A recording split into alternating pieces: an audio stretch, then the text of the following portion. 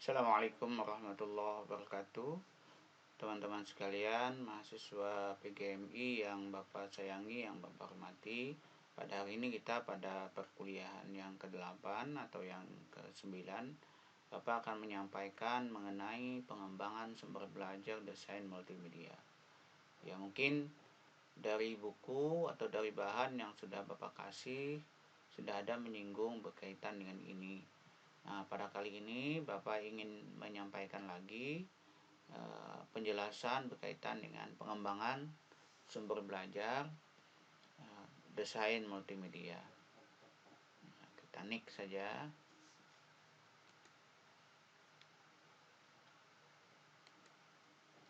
Nah, jadi kalau desain itu namanya perancangan ya.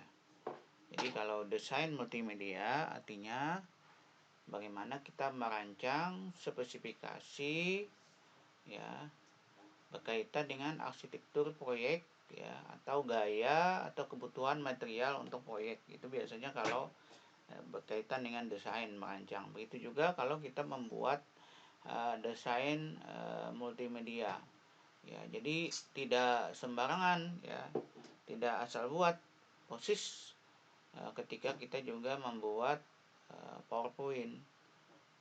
Ada ketentuan ya, ada pengetahuannya. Nah, begitu juga ketika kita membuat desain sumber belajar atau desain media ya. Nah, desain itu sebenarnya kalau kita lihat dari desain itu ada dibagi tiga. Ada yang disebut dengan functional design, ada physical design, dan ada logical design. Desain fungsional ya atau fungsional design ya. Desain dilihat dari fungsinya.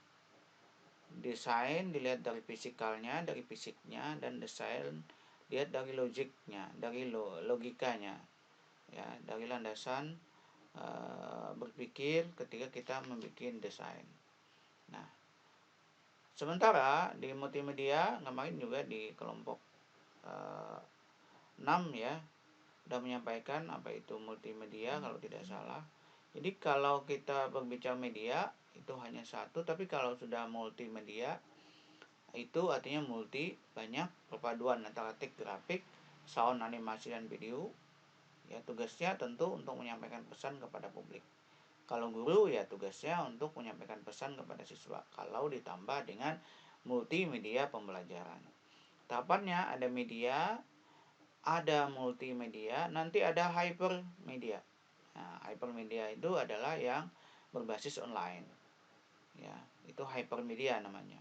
Ya, kalau multimedia ya itu perpaduan seperti Bapak bilang sesuai dengan apa yang Bapak sampaikan di PowerPoint ini.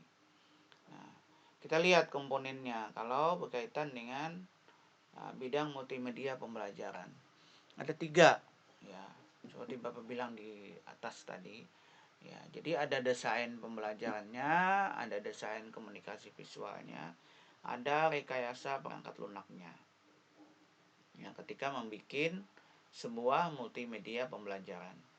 Yang pertama, kalau desain pembelajaran, nah itu kita bisa melihat dari konten isinya. Ya, lalu dilihat juga bagaimana interaktifnya. Ya, jadi bahan interaktifnya dengan siswa. Apakah zigzag, ya, apakah lurus saja, nik-nik saja. Nah, itu dilihat juga desain pembelajarannya. Lalu bagaimana learning prosedur, ya, prosedur pembelajarannya. Tentu dilihat lagi RPP yang dibikin oleh teman-teman. Lalu lihat lagi learning strategi pembelajarannya bagaimana. Apakah nanti pembelajaran di kelas, apakah bentuknya dalam bentuk online misalnya, ya, strategi pembelajarannya, dan tentu dalam strategi pembelajaran itu banyak sekali model-modelnya. Ya, dilihat lagi. Nah, di RPP juga disusun itu kan. Lalu dilihat lagi kontekstualitasnya, konteksnya. Ya, apakah siswanya di kelasnya itu bagaimana? Ya, kalau kelasnya misalnya suasananya sudah siang, tidak pakai AC, ya tentu tidak terlalu banyak, jangan terlalu panjang, ya artinya disesuaikanlah kontekstualitasnya. Ya, lalu dilihat juga simulasi latihan assessment ya, bagaimana penilaian umpan baliknya, dan juga dilihat dari ujiannya. Begitu kalau membuat desain pembelajaran. Ya makanya ketika kita membuat desain multimedia pembelajaran, di awalnya itu ada tampilan pembukaan misalnya, lalu setelahnya itu kita harus menyampaikan tujuan pembelajaran, ya tujuan pembelajarannya bagaimana, ya kalau dalam anunya standar kompetensinya bagaimana, kompetensi intinya bagaimana, ya sesuai dengan model kurikulum yang mau disampaikan. Ya meskipun dalam konteks belajar merdeka sekarang ya, RPP itu sebenarnya dibebaskan saja, tapi yang jelas inti ya dari RPP itu adalah rencana pembelajaran itu adalah bagaimana di sana minimal ya mencantumkan bagaimana prosedur pembelajaran, mencantumkan juga misalnya strategi pembelajarannya bagaimana, lalu tahapan-tahapan dalam pembelajaran. Nah itu. Nah selanjutnya kita lihat dari desain komunikasi visual. Ini berkaitan dengan ilmu multimedianya, ilmu desainnya, ilmu tampilan.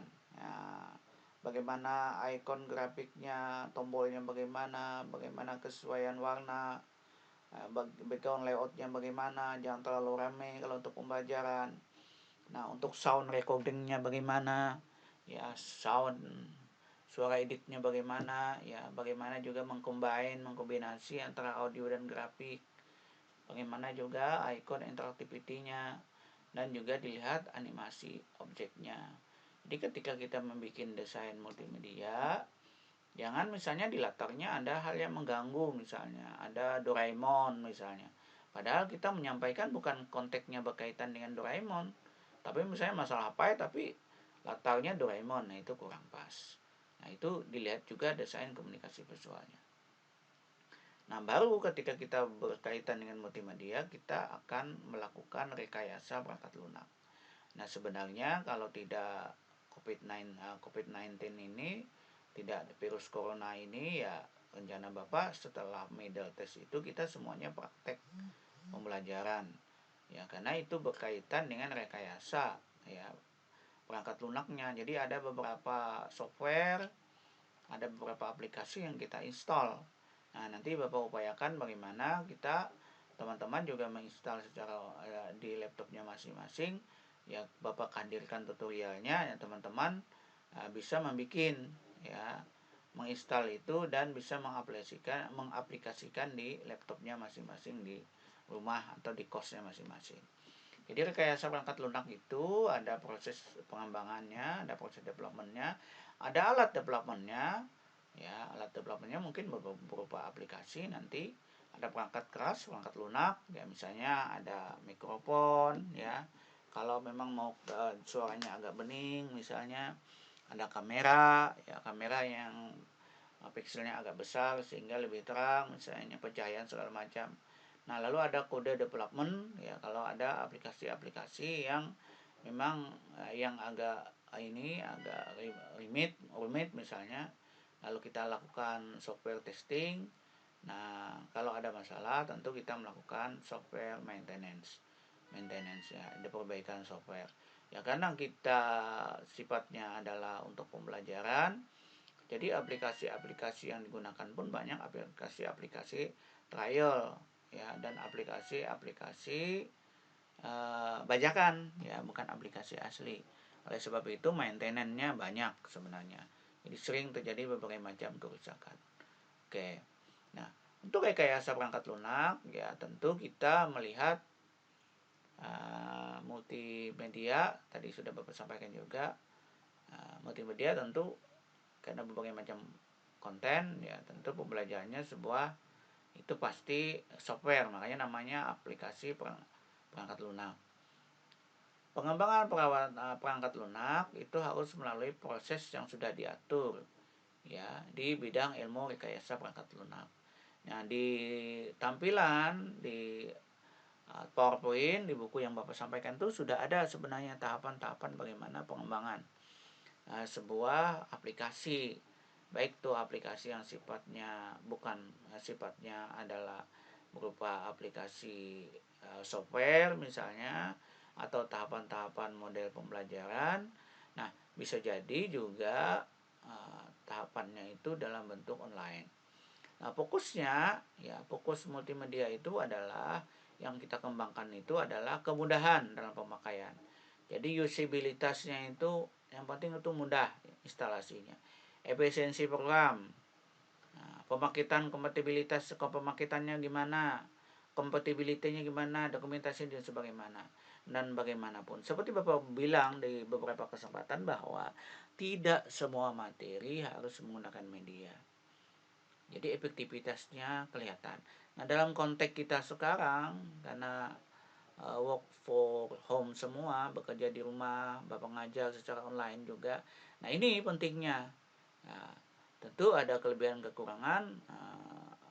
Makanya rencana Bapak misalnya menggunakan Google Meeting atau menggunakan aplikasi Zoom ya, tapi karena banyaknya teman-teman juga yang kesusahan dalam jaringan ya, akhirnya Bapak berkesimpulan ya kita menggunakan Google Classroom saja. Karena Google Classroom itu bisa, tidak mesti harus menggunakan HP, nah, tapi bisa saja kita lewat laptop misalnya mencari yang bisa ada jalur internet, atau bisa jadi mencari tempat yang ada jaringan internetnya ya, sehingga teman-teman bisa bekerja, bisa mengerjakan ini. Dan ini memang nanti akan Bapak upload di YouTube ya, jadi teman-teman bisa mempelajarinya, bisa mengerjakannya, dan kita bisa diskusi untuk memperkaya ya, untuk memahami apa yang Bapak sampaikan. Nah, lalu untuk desain komunikasi visualnya, selain dari komponen-komponen yang ada tadi, ya kita harus juga paham ya tentang apa itu media. Ya tentu sudah dibahas oleh teman-teman. Lalu gagasan kreatif dan konsep komunikasi visualnya juga harus dilihat ya. Memang dari beberapa misalnya PowerPoint yang dibikin ya, menurut Bapak itu sudah bagus ya. Nah, itu salah satu gagasan kreatif juga. Lalu eksekusi audio visualnya, nah, jadi bagaimana tampilan, bagaimana didengar juga, itu juga penting. Nah, ketepatan tata letak, tipografi, gambar dan warna. Nah, ini juga penting. Jangan terlalu ramai, sesuaikan dengan konteks. Warnanya juga jangan terlalu ramai. Ya, bagaimana juga tata letaknya. Nah, ini juga menentukan. Nah, jadi dalam satu tampilan itu ya, teman-teman harus melihat misalnya jangan seperti menempel buku ya menjadi di PowerPoint. Nah, itu juga tidak benar ya. Kalau itu nggak dikasih bukunya saja sebelum baca misalnya kan. Oke. Nah, untuk desain pembelajarannya, nah tadi Bapak juga sudah singgung ya, cakupan dan kedalaman materi pembelajaran ya, itu dilihat ya. Lalu ketepatan penggunaan strategi pembelajaran ya, lagi-lagi mengacunya pada RPP. Tentu juga harus ada pemberian motivasi belajar. Nah, ketika membuat multimedia, makanya di awal itu harus ada musik yang memberikan motivasi ya, yang menggerakkan misalnya. Nah, itu penting. Lalu lanjutannya kontekstualitas tadi juga saya sampaikan. Lalu aktualitasnya bagaimana? Jadi sesuai dengan konteks ya, dilihat audiennya siapa, pembelajaran itu untuk apa ya, dan juga aktualitasnya. Jadi kebaruannya itu juga penting. Nah, sistematis. Nah, jadi sistematis, runut, logika jelas. Jadi ketika kita membuat multimedia itu jelas ya, jangan yang tidak sistematis, lompat-lompat segala macam sehingga membingungkan, apalagi untuk anak-anak SD misalnya. Lalu kejelasan uraian, pembahasan, contoh, simulasi atau latihan. Jadi itu penting juga kejelasan ketika kita menerangkan misalnya mengenai tahapan wudu misalnya. Ya harus dijelaskan betul bagaimana rukun wudu misalnya, yang dimulai dari niat sampai kepada tertib, apa-apa sunnahnya misalnya, sunnah dari wudu. Kalau yang dalam bentuk multimedia ya tentu harus kita praktekkan, samping juga disampaikan secara lisan. Jadi ada suara audionya segala macam. Termasuk juga contoh-contohnya misalnya simulasinya, mana wudhu yang benar, mana wudhu yang salah misalnya ketika kita bikin desain pembelajaran. Misalnya membuat media pembelajaran atau multimedia pembelajaran dalam bentuk video misalnya. Baik. Nah, tujuannya Karya desain grafis ya seperti di awal tadi ya tujuannya adalah menarik perhatian, mengikat perhatian, menimbulkan kesan. Ya. Jadi siswa langsung tertarik apa yang kita tampilkan. Nah, dari ketertarikan itu mengikat perhatiannya. Jadi kalau dia saja nakal di kelas, jalan sana sini, ketika kita ada tampilan, ya siswa duduk dan memperhatikan, ya, lalu menimbulkan kesan. Jadi langsung direkam oleh memorinya apa yang kita sampaikan. Itu tujuannya sebenarnya desain grafis. Nah, kelebihannya, ya kelebihan ya, itu memperjelas, memberikan penekanan. Apalagi misalnya ada penekanan beda warna segala macam. Dapat menerjemahkan ide-ide yang abstrak atau yang apa-apa yang abstrak ketika misalnya kita menjelaskan anak-anak SD yang mereka memang tidak pernah ke tempat itu. Misalnya Anda bercerita berkaitan dengan Monas, Monumen Nasional misalnya. Nah, tentu kalau dengan multimedia, dengan gambar Anda bisa mencantumkan gambar Monas sehingga siswa tahu, oh ini namanya Monas, bukan cerita masalah Monas saja. Atau bercerita masalah Ka'bah misalnya, ada gambar Ka'bahnya. Nah, sehingga sesuatu yang diceritakan secara abstrak dan siswa belum pernah ke sana, dia sudah bisa melihat, oh ini namanya Ka'bah dalam bentuk film. Atau kita mengajak dia mencari di film-film berkaitan dengan Ka'bah misalnya, ketika dia kita bawa ke laboratorium, ke lab komputer misalnya kan, karena siswa kan dilarang untuk membawa HP misalnya masih. Nah, mengatasi keterbatasan ruang itu ya nggak mungkin kita membawa harimau ke ruang kelas, tapi melihat gambar harimau atau film harimau bisa. Lalu mengatasi keterbatasan waktu. Betul ya, kalau kita misalnya Widi karya wisata segala macam, waktunya panjang, tapi dengan menghadirkan di kelas atau model secara online ini tentu keterbatasan waktu bisa kita gunakan.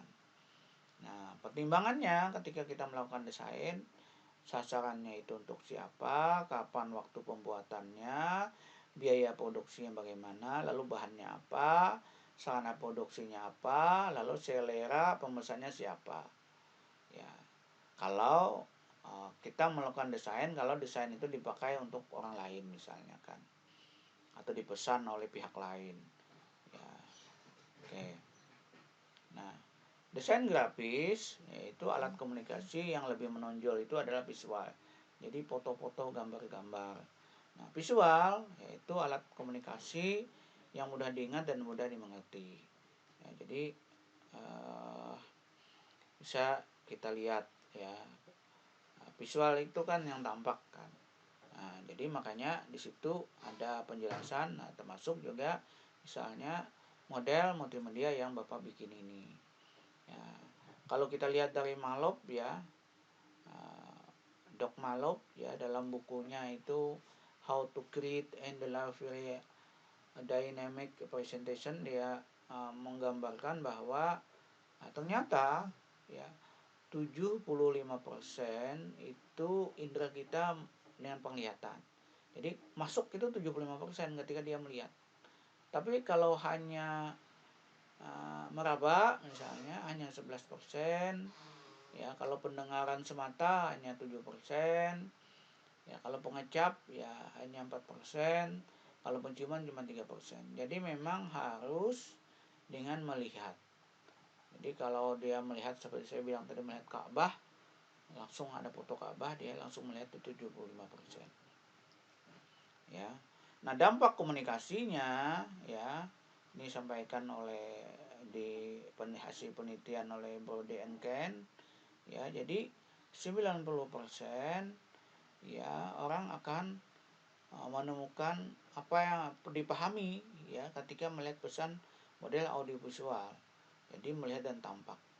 Jadi kalau visual itu 55%, teks saja itu 7%, audio, nah audio itu 35%. Jadi kalau dia melihat audio visual itu sudah hampir 90%. Jadi 93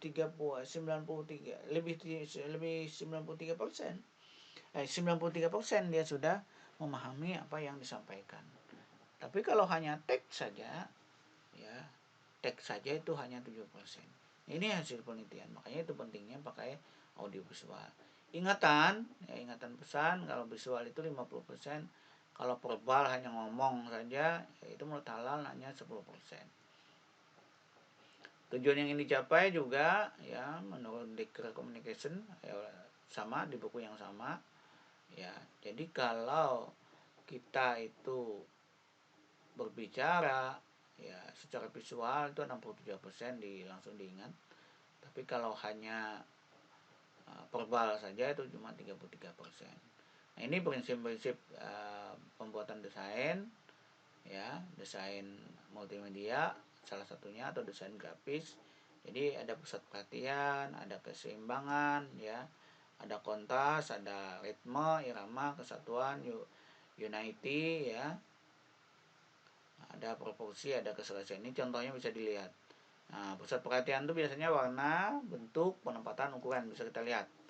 Nah, jadi kalau beda warna, nah, kita tentu menjadi pusat perhatian ke warna yang berbeda itu.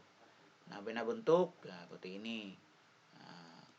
Nah, beda posisi juga akan kelihatan, atau beda besaran misalnya besarnya. Nah, keseimbangan ada simetris, ada asimetris, ada arah pandang. Nah, simetris, nah ini bisa dilihat, simetris. Nah, kan bisa dibagi mana sebelah mana ya. Kalau asimetris, nah ini simetris ya, tinggal dibalik ya ketahuan akan bedanya, pada sama. Nah ini hanya seperti Bapak bilang tadi ya, masalah arah pandang ya, arah pandang.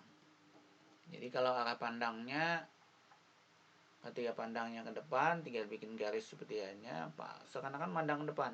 Tapi ketika kita bikin garis di belakang seakan-akan meloncat, pada fotonya sama, fotonya keempat-empatnya sama. Nah ini kontras ya, di background misalnya tentang objek gelap segala macam ya.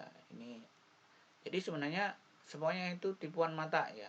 Nih sama ritme ya, irama ritme ya, ini fotonya sama cuma dibesarin seakan satu ya, padahal cuma irama ritme. Kesatuan ya, ini contoh-contoh yang ada di PowerPoint misalnya. Nah ini bisa dilihat satu kesatuannya, tampak indah. Proporsi ya ini sama, foto yang sama misalnya ya, karena kita bikin garis gitu. Nah, kelihatan seakan-akan mereka menjaga bola misalnya. Nah, sama ini ketika kita kecil ya seakan-akan jadi lebar sekali. Nah itu namanya proporsional sama.